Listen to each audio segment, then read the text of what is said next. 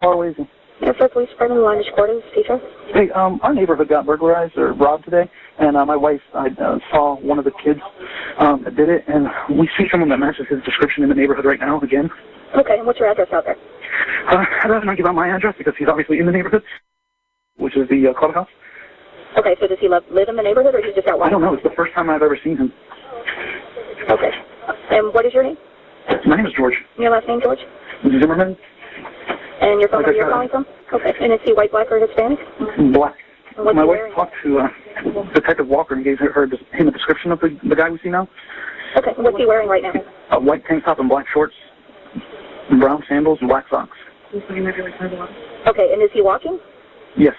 Okay. And so is he near the... The back entrance to the neighborhood. So he's at the back entrance? Yeah. He just went between the houses. He just went between the houses to the back?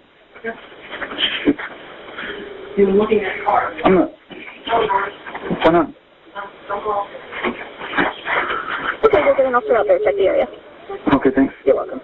Hi, there was a break-in in my neighborhood recently, and two youths that matched the description of the people. My wife ID'd them and saw them. They're back in the neighborhood. Okay. And what do they look like? Are they white, black, or Hispanic? Black males, two black males in their late teens. One's wearing a black white beater, black tank top, and black shorts, and the other one's wearing a black shirt and blue jeans. And they're at the back gate of the neighborhood. Okay. Approximately how old are they? Late teens. Okay. You want to leave your name and number? I can leave my name and my number, and I'll actually be at the back gate to let the officers in because there's no code there. What's your name? It's George. And it's, Okay. if you let the officers know, they typically run away quickly, and I think they head over to the next neighborhood over, so you may want to send the unit over to Calabria Cove. What's it called? Calabria Cove. Okay. All right, I'll let them know when they are on the way, okay? Okay, thanks. All right, thank you. Bye. Airport Police Department, this line's been recorded. This is Renee. Hey, can I have an officer? Your name? George. What's going on there, George? I'm with the neighborhood watch, and we've had some burglaries and vandalisms lately, and this gentleman was walking in the neighborhood, and I've seen him before on trash days, going around picking up trash. I don't know what his deal is. Is he white, black, or Hispanic? Black. What is he wearing? He's wearing a black leather jacket, a black bomber hat. Black, what kind of hat? Like a bomber hat, like the ones that have the ears, like that you can pull down. Black leather jacket, black hat, and what else? And like flannel printed pajama pants. And what is he doing? He keeps going to this guy's house. I know him. I know the resident. He's Caucasian. And he's going up to the house and then going along the side of it and then coming to the street and then going back to the side of it. I don't know what he's doing. I don't want to approach him personally. If you have an officer available, I'd probably have him stop on Reinhardt across the street from Walter Meets Bentley and go around the back. Okay, George, what's your telephone number you can be reached at? Okay, we'll get one out there. Thanks for calling. So when I saw him in the same area in front of the guy's house that I know is unsecured, and he was looking into the house. I just thought something doesn't fit right here. That's why I thought it was suspicious. Right here, right in front of this house. Okay. Right in front of 1460? Yes, sir. All right. And what was he was walking in between the buildings, or? He was walking like in the grassy area, like up towards, kind of between these two poles. Like I said, it was rainy, and he was just leisurely looking at the house. Central Police Department, lines being recorded. This is Sean. Hey, we've had some break-ins in my neighborhood, and there's a real suspicious guy. It's Retreat View Circle. The best address I can give you is 111 Retreat View Circle. This guy looks like he's up to no good, or he's on drugs or something. It's raining, and he's just walking around looking about. Okay, this guy, is he white, black, or Hispanic? He looks black. Did you see what he was wearing? Yeah, a dark hoodie, like a gray hoodie, and either jeans or sweatpants and white tennis shoes. He's seen it now. He was just staring. Oh, he's just walking around the area? At all the houses. Okay. And now he's just staring at me. Okay, is it 1111 Retreat View or 111? That's the clubhouse. That's the clubhouse. Do you know what he's near the clubhouse right now? Yeah, now he's coming towards me. Okay. This guy's hand in his waistband. Yeah, he's a black male. Okay. How old would you say he He's was? got a button on his shirt. Late teens. Late teens, okay. Something's wrong with him. Yep. He's coming to check me out. He's got something in his hands. I don't know what his deal is. Okay, just let me know if he does anything, okay? Over here. Yeah, we got him on the way. Just let me know if this guy does anything else. Okay. These assholes, they always get away. Yep. So when you come to the clubhouse, you come straight in and make a left. Actually, you go past the clubhouse. Okay, it says on the left-hand side from the clubhouse?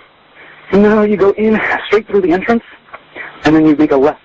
Yeah, you go straight in. Don't turn and make a left. Shit, he's running. He's running. Which way is he running? Now, you've now asked him twice to let you know if he does anything else, correct? Yes, sir. And then you say, which way is he running? That's right. A moment ago, you said that you might say, tell me what he's doing, because if there's going to be a confrontation or an altercation, you need to know that. That's right. I thought you said you weren't going to suggest that he do anything else but that. That's right. Based upon 6 years of doing this, do you think that if you ask somebody which way they're running, which way somebody else is running, that they may actually go find out? What would you think when saying that to someone? I'm wondering if you acknowledge, or if you think that when you say to somebody, which way is he running, that they may actually go check out which way he's running. My intent was to get a location for the officers to look, but I can understand if someone interpreted it a different way. Down towards the other entrance of the neighborhood. Okay. Which entrance is that he's heading towards? The back entrance. Are you following him? Yeah. Okay, we don't need you to do that.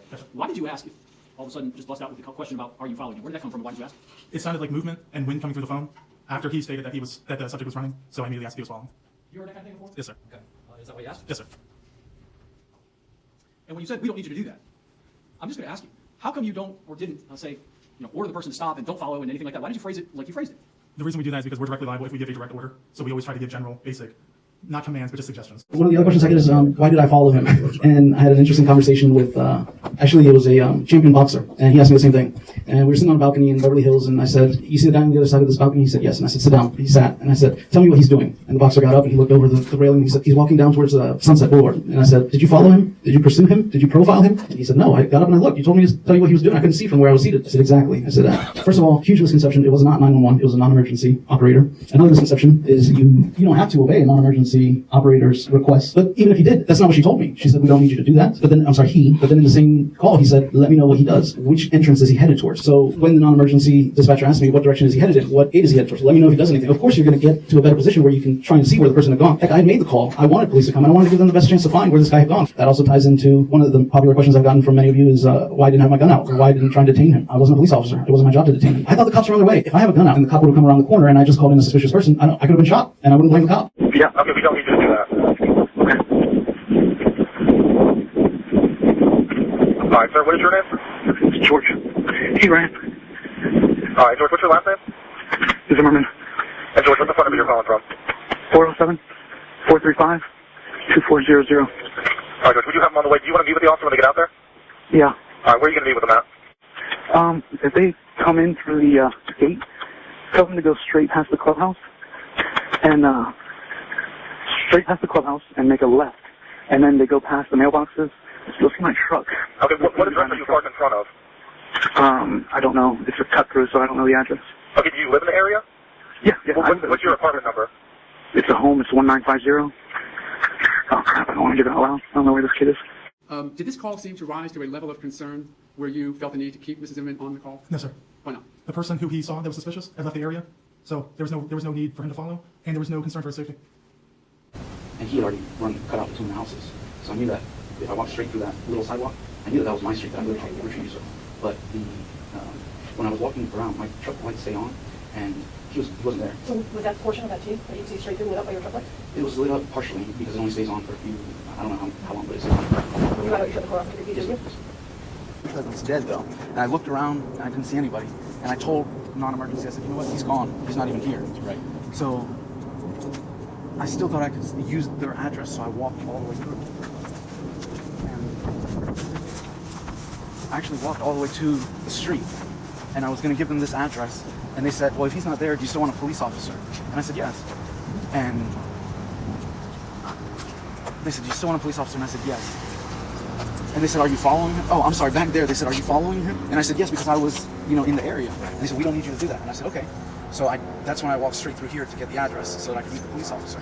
And then they said, I said, he's not here. They said, do you still want him to come? And I said, yes. And they said, where do you want him to come to? And I said, you know what, just tell him me at my truck next to the clubhouse. If he goes straight into the clubhouse and makes a left, I have a Honda Ridgeline, silver Honda Ridgeline parked right there. I'll meet him right there. So then I started walking back.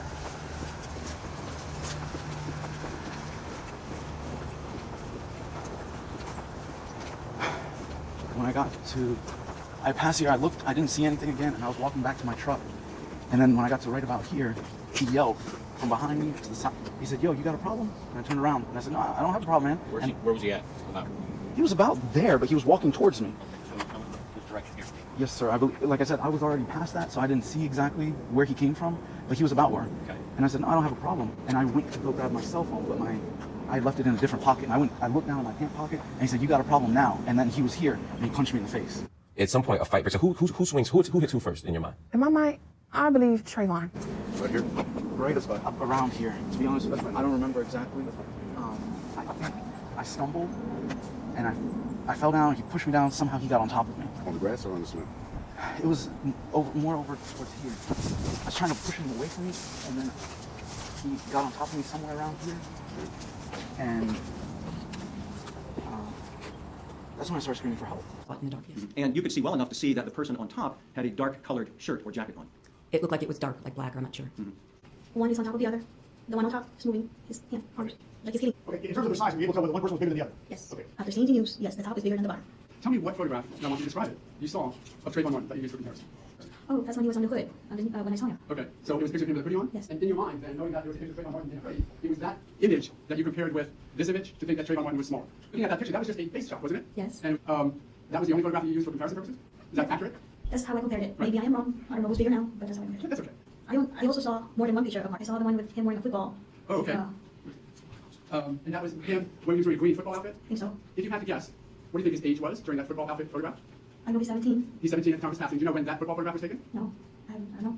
So it is that football photograph, however, that you use for comparison purposes between who was the bigger person, that picture of Mr. Trayvon Martin in his football outfit, and a picture or an image similar to this one from 45. That in your mind was a comparison? Yes. Okay. As to the size comparison, you could have been mistaken. Is that correct?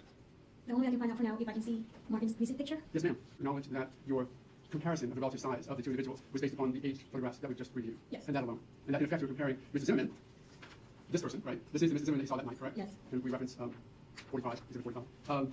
You're comparing him to the football picture, correct? Yes. And to the hoodie picture, correct? Yes. And to the other football, the even younger football picture, correct? Yes. You do not have not seen any current photographs of Mr. Trayvon as existed that night, have you? That's correct. Have you had a chance to review the video of the 7-Eleven? That is now in evidence. No. This is a picture captured from the video at the 7-Eleven before this incident took place. It's relevant because it shows Trayvon standing there in the same clothing he was wearing the night. But I think most importantly is the individual on the left is the store clerk. With testimony, we showed that the floor was level for both of these individuals. They're standing at the same level. The guy on the left testified that he's 5'10". We hired an engineer to do some vectoring at the 7-Eleven, some analysis with shoes, hair, and hoodie. Measured Trayvon at over 6'2" the night of the incident.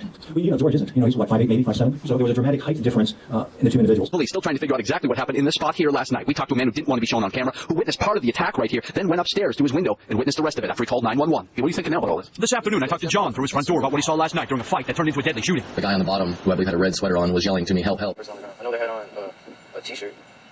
Light color t-shirt? Dark color? Or red t-shirt? I told him to stop and I was calling 911. John locked his patio door, ran upstairs, and heard at least one gunshot. And then when I got upstairs and looked down, the person that was on top beating up the other guy was the one laying in the grass, and I believe he was dead at that point.